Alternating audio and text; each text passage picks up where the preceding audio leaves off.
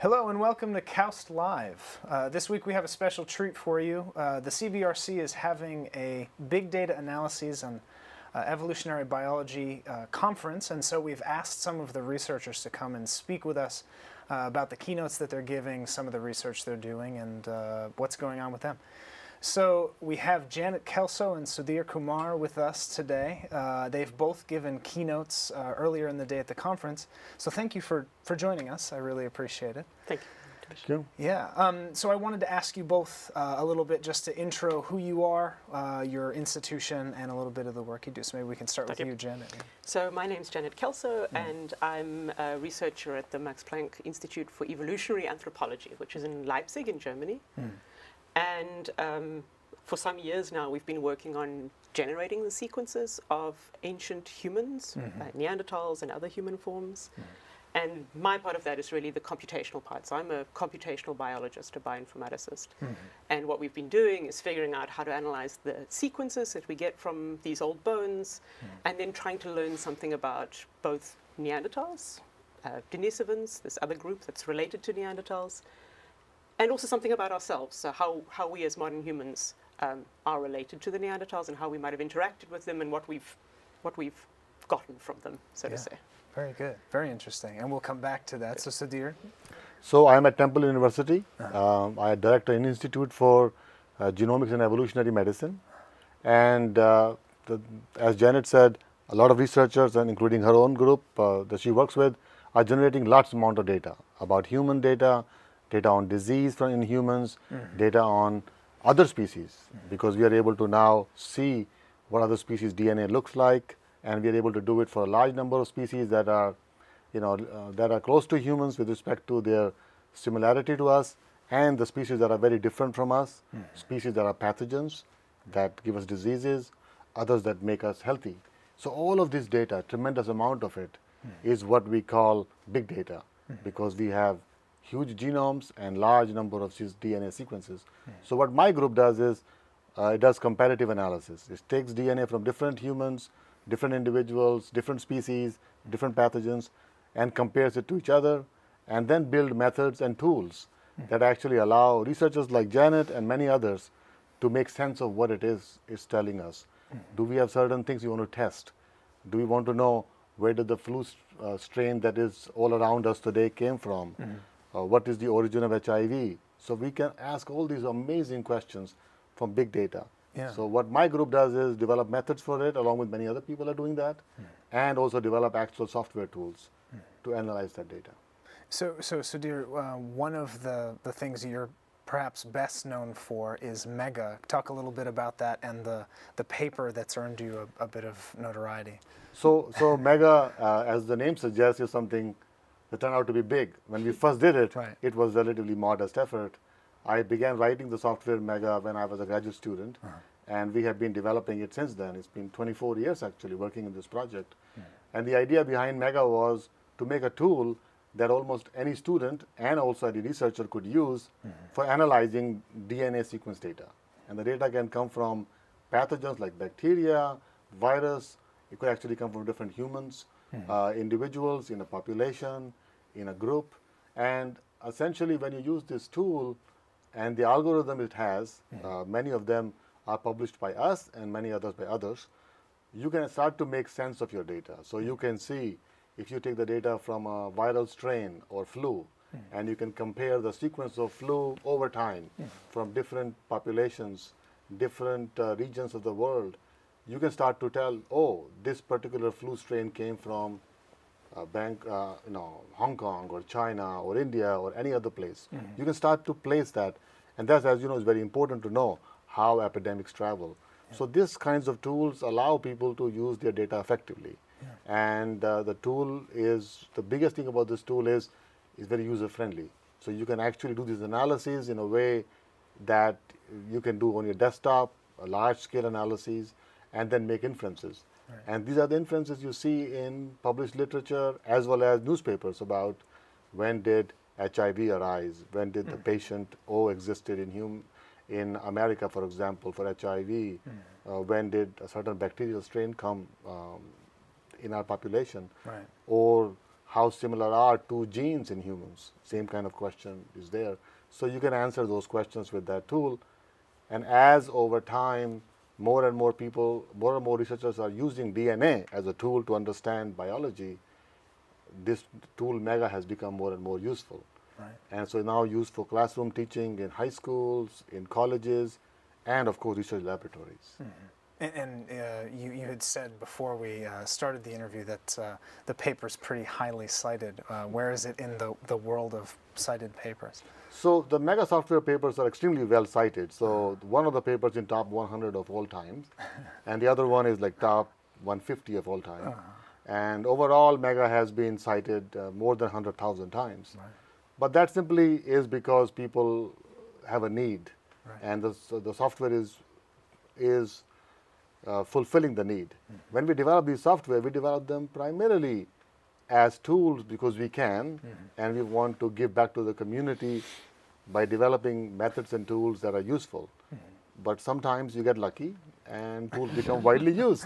And this is one of those cases, and I'm happy to have that. Right, right.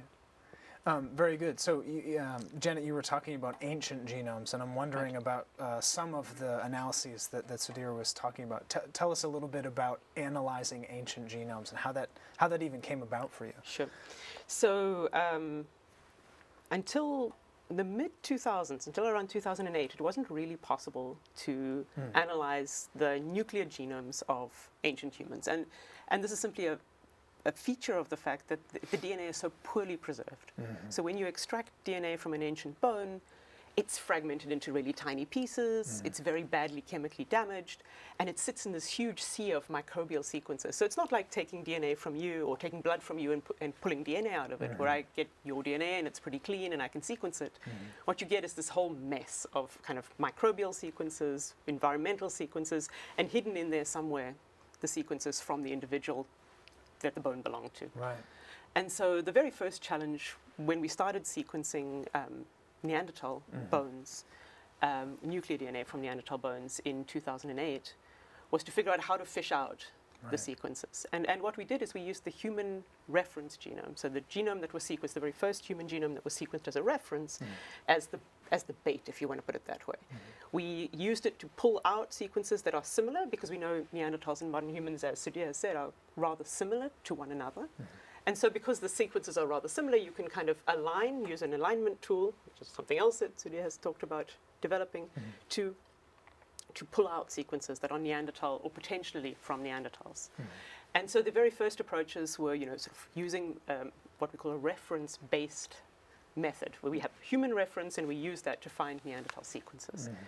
And along with that comes all sorts of other challenges. How do you identify contamination from people today who've handled the bone? Right.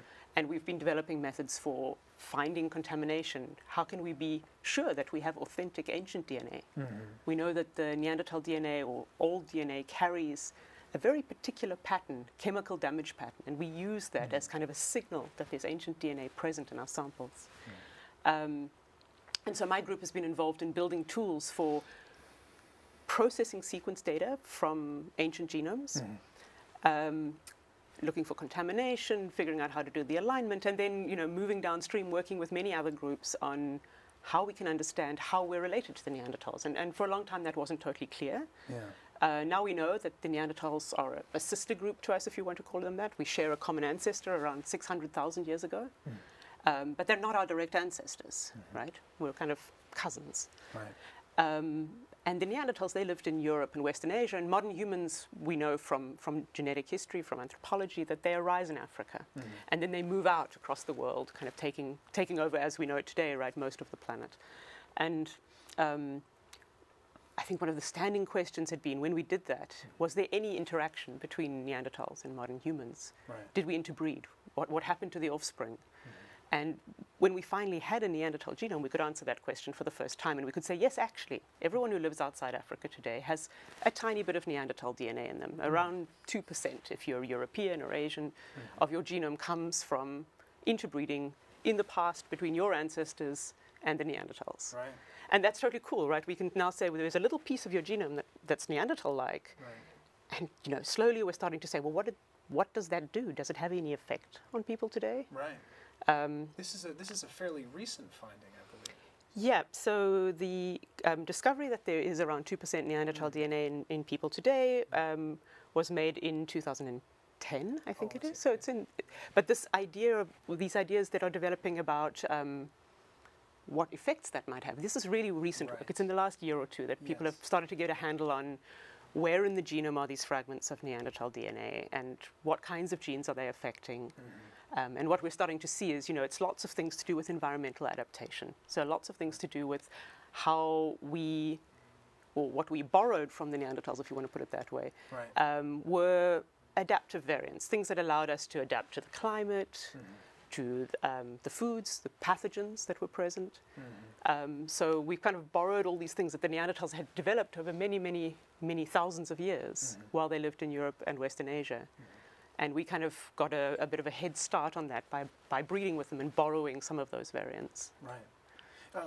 So does part of this involve, understanding the distance between different genomes? And I wondered, Sudhir, if you could talk a little bit about, as this is part of your experience. Yeah, so I think, as Janet mentioned, you are comparing Neanderthal DNA to human DNA. Yes. And we compared humans to other humans, or living humans, or modern humans. And so essentially when we compare two DNA molecules, one from one person and one from another one, you can see some differences. Right. And these differences, the number of differences is basically a measure of evolutionary distance. Right. Between two brothers or two sisters or brother and sister, this is very small, almost negligible. And between Neanderthals and humans, for example, modern humans, it is larger. And comparing humans to chimpanzees or gorillas or other species is much, much larger compared to that. Right. So essentially, evolutionary distance is very simply the amount of change that has happened between two DNA sequences. Right. And depending on where they come from, and so the question that raises for me is, you're talking about ancient DNA in particular that's fairly fragmented, which seems like a crazy puzzle in and of itself. And then you add these evolutionary distances, which I'm sure it's not just one species to one species. I'm sure it's a bit more complicated at times. So talk a little bit about how you work all of that out. I'm headed for the big data here. How does that help? How does that help? I hesitate to say we have big data. With it's a lot of sequences, but with the Neanderthals that we have a rather limited number of samples where we can actually even get DNA. So we're talking about lots of sequences, but from at this point still a rather small number of individuals, individual Neanderthals. Right. So we have genomes from 2 Neanderthals. Wow, just 2? Just 2. Okay. Good genomes, where we would say we know very confidently at each position in the genome what nucleotides, what bases that Neanderthal individual carried. So those genomes, I would say, they're as good as the genomes of people that we would sequence today. Wow. Okay. We have a couple more. We have 5 or 6 more genomes where we have much lower coverage and we're much less confident about exactly the bases in those Neanderthals, but it gives us more information about the Neanderthal populations. And so what we're interested in is trying to understand how did Neanderthal populations themselves change over time? Right. These Neanderthals span a period of 100 to 150,000 years. And the 5 new Neanderthals that we've just been working on, they are what we call late Neanderthals. They're Neanderthals who were living at the very end of the period, just before Neanderthals disappear, which is around 40,000 years ago. And those populations, look, how were they related to the earlier Neanderthals? And was there any evidence that there was also gene flow into them from the modern humans that they met? Interesting, yeah. Is this, would you say, a body of the research that's led to your recognition by L'Oreal? I know that we have a professor on campus who also was recognized by L'Oreal. So talk a little bit about that experience. So actually it's not, because the L'Oreal award that I received was in 2004. Wow, it was prior to moving to Leipzig to work on these Neanderthal genomes. It was actually a fellowship in recognition of my PhD work, which was on a completely different topic. Okay, very good. It was computational work on understanding gene expression. Well, talk a little bit about that experience as a young scientist then. Sure. I mean, you were... I was, of course, extremely honored. I was pretty surprised, actually. Very honored to be considered. and then to be finally to be awarded the award. Looking back, it's many years ago by now, and looking back, it's funny to think that at that point in time we had no human reference genome. So I was working on problems trying to work out how many human genes are there, Right. where are they expressed in the body, using data from ESTs, these short cDNA tags. We used to have a lot of genes then. We had a lot of genes when we had ESTs. So there was a lot of work going on in the early days before there was a human reference genome to try and figure out how many genes do humans have. And many people kind of speculated that humans are so complex that they must have many more genes than flies and worms. Right. That turned out not to be true. We have about the same number of genes, or maybe slightly more than flies and worms. But this was a big project in the lab that I worked in, kind of calculating human gene numbers from ESTs. And my work was specifically on trying to understand gene expression and tissue-specific gene expression, and building controlled vocabularies for describing where and when genes are expressed during development and also anatomically. Yeah.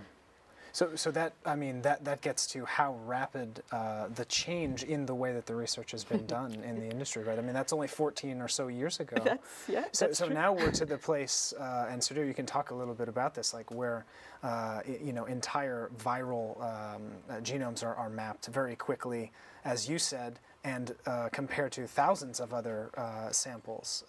That's to right. Get history of a virus. So talk about doing that. Yeah, precisely. So basically, we have reached a time where you can sequence a complete virus in few hours. Right. So you have an epidemic, and you have a lot of people in the population, and you can actually get data on a matter of days Right. from large number of individuals, a large number of strains. Right. In the case of HIV, some people have large number of strains because HIV within a person constantly changes, mutates very, very quickly, and makes its own populations. Right. And sequencing those strains or sequencing strains all over in a population has become very easy.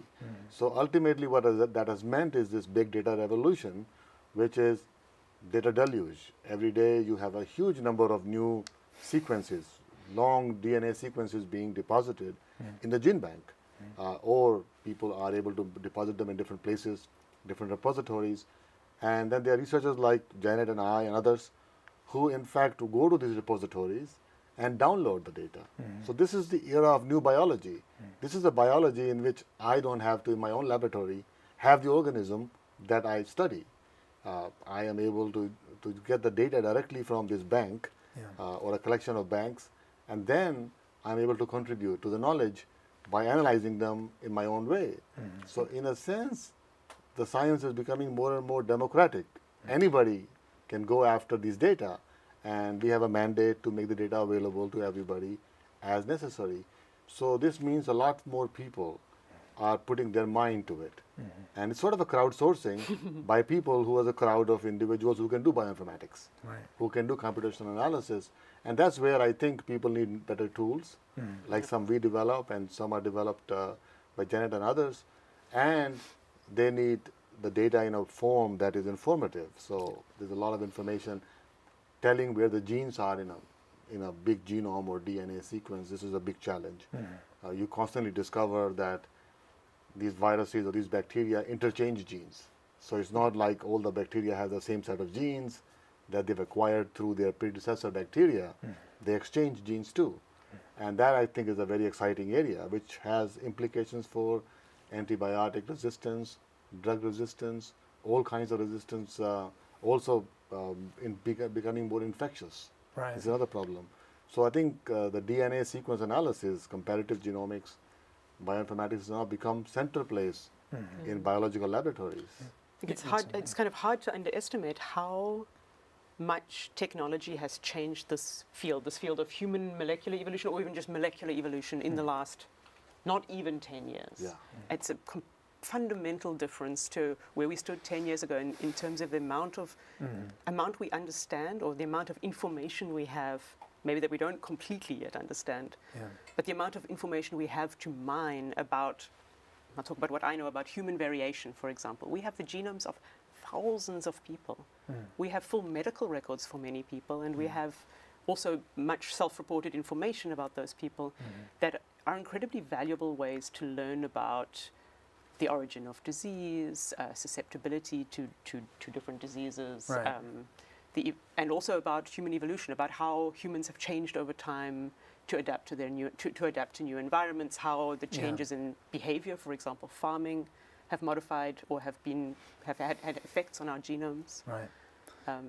It's really, and underlying this, I think we haven't said this really explicitly, it's sequencing technologies. The ability to sequence genomes really rapidly is something that started in 2008, around that time. It's really, really recent.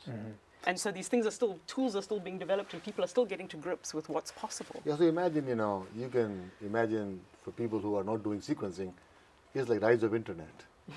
How it has revolutionized your buying, right? So think about how everything is changed. That's right. The internet has been disruptive technology for everything.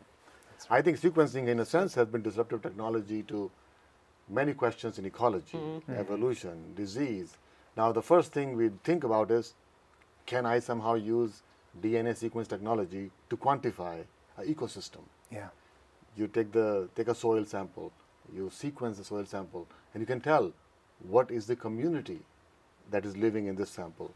You do the same exact thing in a human gut, or human face, or any other part of humans, and you can quickly see the difference. Yeah. And that's all brought upon by the technology, which Technologies. is sequencing technology.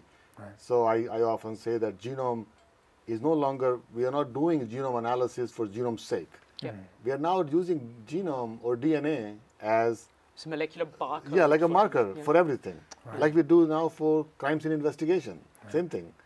Instead of fingerprints, now you are actually doing DNA fingerprinting. Right. So what has happened is the DNA is now, its applications are everywhere. And behind all those applications is one thing, comparative analysis of DNA from different people and different species.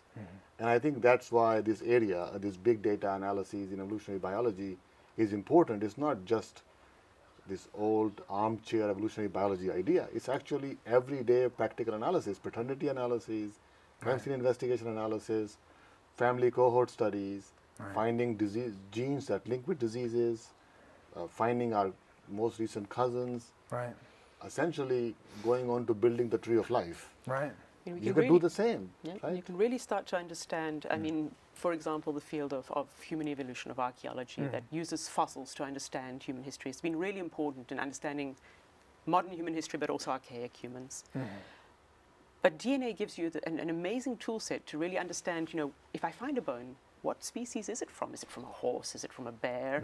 Sometimes you can tell that by morphology. You can look at the bone and say, oh, this is very likely from a bear. But sometimes you can't, because you have a tiny little fragment. And a good example is a new human group called the Denisovans that were discovered by DNA sequence alone. So there was a small bone. It was thought to perhaps be from a modern human, maybe a Neanderthal. But when we sequenced it, we saw that it wasn't a Neanderthal. It also wasn't a modern human. And it was this whole new group that had never been identified just on morphology, and we don't know why that's true. But it's DNA discovered a new group, a new human group. Right. So what does this bring us to 10 years down the road then? Is this a custom-made healthcare? Maybe you can both give a little idea in your subfields for how that's going to play out, you think? That's a great question. I think we're still looking, kind of trying to look over the horizon. I don't think we know yet where this will bring us. I think there's a lot of hope for personalized medicine, for personalized healthcare, and Sudhir talked a little bit about that today. Is that phylomedicine? Is that what that's referred to? So essentially? phylomedicine is more to do with how we use this long-term history of humans and their ancestors, whether they are shared with other mammals or other backboned animals or other invertebrates.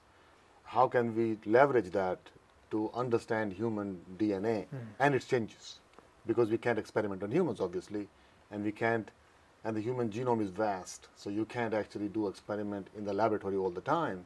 So what you need is a prediction method, forecasting.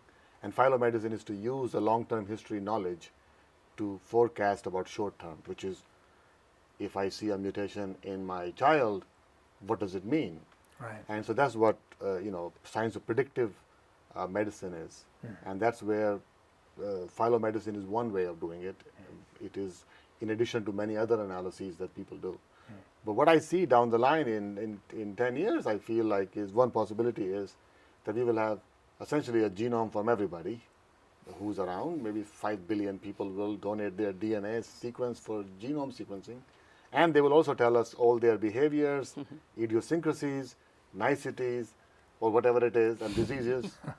and then imagine having a Google where a person can just take their DNA, look at every place where they have what we call a mutation, and just search and say, hey, who else has this mutation?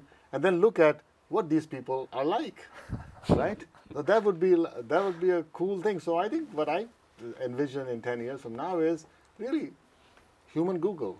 So you Google, you know. So this is what I think will happen in 10 years, at least from the perspective of simple, because it doesn't really require any inference. What you're looking for is it similarity. sort of exists in some places already. It's sort of mini hubs. So it's starting to, personalized genome testing. Personalized genome testing. When you do, you go to a sequencing place like Ancestry or 23andMe or whatever. There's so many places. Yeah. You get the DNA profile, and they tell you which particular parts of the defects or mutations you are carrying. Right. What are they associated with? Right. The often problem is we know associations, we don't know causation. So that's why they remain within the realm of it's good to know, but actionable they are much less than ideal. So you want to know, but at this point we don't know a lot of things to what we can do. Right. But this information actually being used in oncology all the time, in HIV cocktail selection all the time. So I think we are reaching the next generation of medicine where we'll be better informed by our own DNA. So I think that's what I see 10 years from now. It will be much better. Very good. Well, I think we'll leave it there. We've gone from Neanderthal genome to human Google. I don't think we're going to beat that at this point. And thank you for joining us. Tomorrow we're going to be speaking with Shozo Yokoyama. He has a keynote tomorrow as well, I believe. And that's all for now. Thank you.